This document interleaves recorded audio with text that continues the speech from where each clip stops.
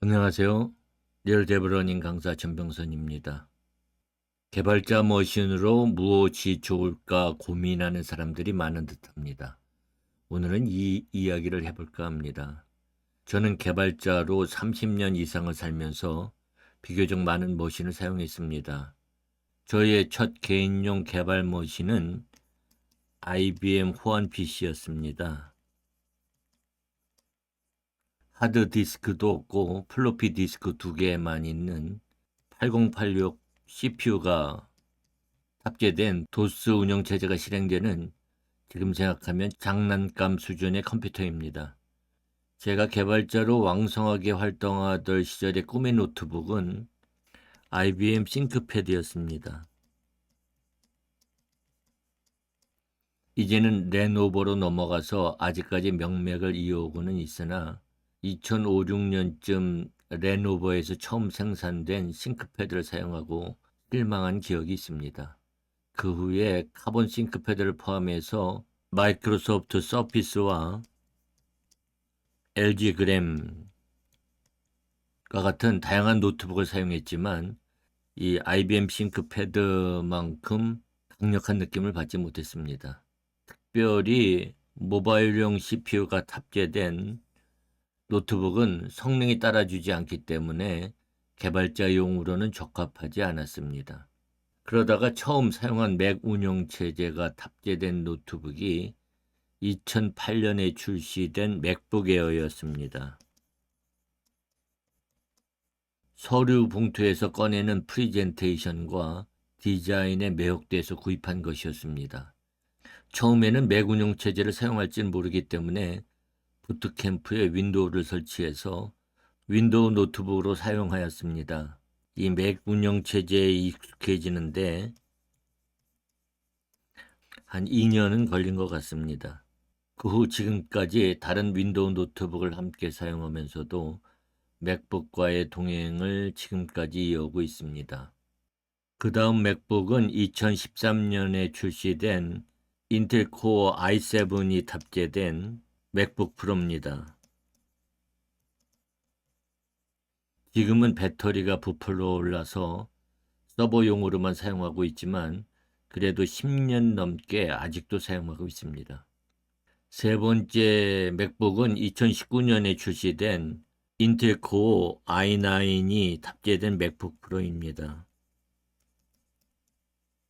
그리고 2021년에 출시된 M1 칩이 탑재된 맥북 프로를 지금까지 사용하고 있습니다. 현재 이 작업에 이 두 맥북을 주로 사용합니다. 맥북을 사용하면서 가장 좋은 것은 바이러스에 비교적 안전하다고 하는 것입니다. 맥 운영체제가 완전히 바이러스 청정 지역은 아니지만 윈도우 운영체제를 사용하면서 늘 걱정해야 했던 바이러스의 공습으로부터 어느 정도 해방될 수 있습니다. 특별히 여러 소프트웨어를 웹에서 다운로드해서 사용해야 하는 개발자에게 바이러스로부터 해방은 축복이나 다름없습니다. 또 다른 장점은 자주 바꾸지 않고 계속 사용한다면 가성비가 좋다는 것입니다. 초기 구입 비용이 윈도우 노트북에 비해서 조금 많이 들긴 하지만 윈도우 노트북들보다는 오래 사용할 수 있습니다. 운영체제 업그레이드 지원도 만족스러운 수준입니다. M1 맥북을 사용하면서 가장 좋은 점은 발열과 소음이 거의 없다는 것입니다. 인텔 맥북이 꼭 필요한 경우도 간혹 있지만 대부분의 경우 M1 맥북으로도 충분합니다. 지금은 대부분의 개발 도구가 모두 ARM 아키텍처 플랫폼을 지원하기 때문에 개발하는 데 전혀 걸림돌이 없습니다. 맥 OS 운영체제는 그 기반이 유닉스 운영체제이기 때문에 리눅스 운영체제상에서 개발하는 것과 유사한 경험을 제공합니다. 따라서 자바 기술 기반의 애플리케이션을 개발하는 개발자들에게는 최적의 운영체제입니다. 또 iOS 앱은 물론이고 안드로이드 앱을 개발하는 데도 최적의 개발 환경을 제공합니다. 에뮬레이션이 원활하게 실행됩니다. 맥OS 운영체제상에서 단넷 애플리케이션을 개발하는 것도 가능합니다. 단넷이 윈도우 운영체제뿐만 아니라 리눅스와 맥OS 운영체제도 지원하기 때문입니다. 다만 비주얼 스튜디오라고 하는 환상적인 개발 도구를 사용하지 못하는 것은 아쉬운 일입니다. 더욱이 그동안 제공되던 비주얼 스튜디오 4 맥을 이제 더 이상 사용할 수 없게 되었습니다. 그 대신에 비주얼 스튜디오 코드를 사용할 수 있습니다. 비주얼 스튜디오를 사용해야만 하는 경우라면 가상머신에 윈도우 운영체제를 설치하고 해당 가상머신에 비주얼 스튜디오를 설치해서 사용할 수 있습니다. 맥 운영체제에서 실행할 수 있는 가상머신을 지원하는 무료 애플리케이션으로는 VM웨어 퓨전 프로와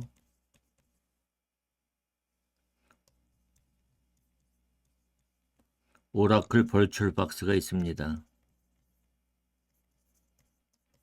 요즘은 UTM도 개발용으로 사용할 만한 성능을 보여주고 있습니다. 유료 애플리케이션인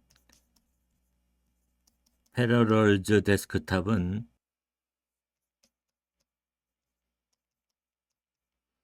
탁월한 성능과 함께 개발자에게 편리한 기능을 추가로 제공합니다.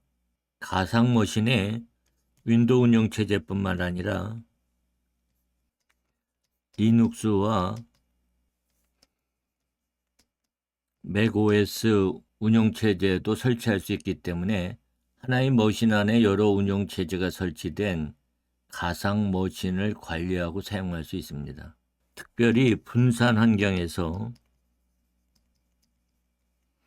애플리케이션을 개발하고 테스트해야 하는 개발자라면 여러 가상머신에 애플리케이션을 배포하고 테스트할 수 있습니다. 하지만 윈도우 운영체제가 설치된 가상머신에 WSL을 실행하거나 도커, 판맨 같은 가상화 솔루션을 실행하는 단넷 에스파이어 앱을 구현하고 테스트하는 것은 좀 어렵습니다. M 시리즈 실리콘 칩 맥에서 패러럴즈 데스크탑은 가상화를 지원하긴 하지만 네스티드 버추얼라이제이션을 지원하지 않기 때문에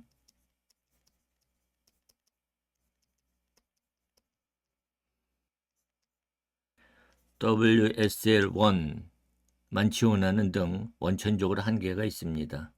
인텔 맥북에서 패러럴즈 데스크탑과 VM웨어 퓨전은 하이퍼바이저 애플리케이션 사용을 지원하긴 하지만 성능이 그다지 좋지는 못합니다. 따라서 이런 윈도우 애플리케이션을 개발하는 경우라면 맥북이 적당하지 않습니다.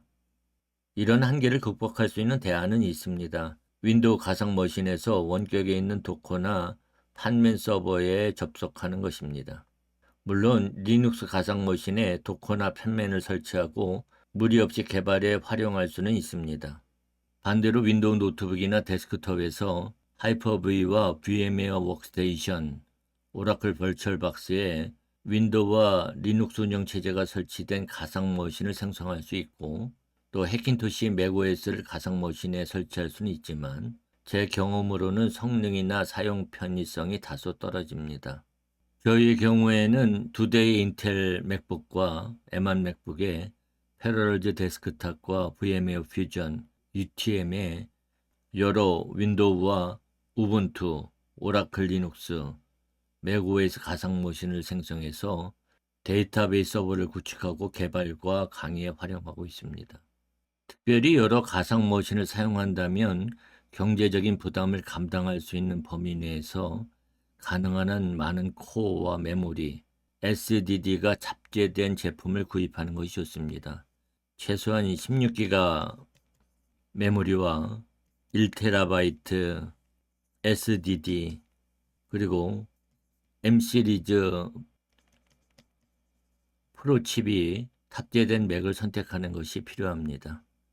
오늘은 개발자 머신으로 맥을 사용하는 장점에 대해서 생각해 보았습니다.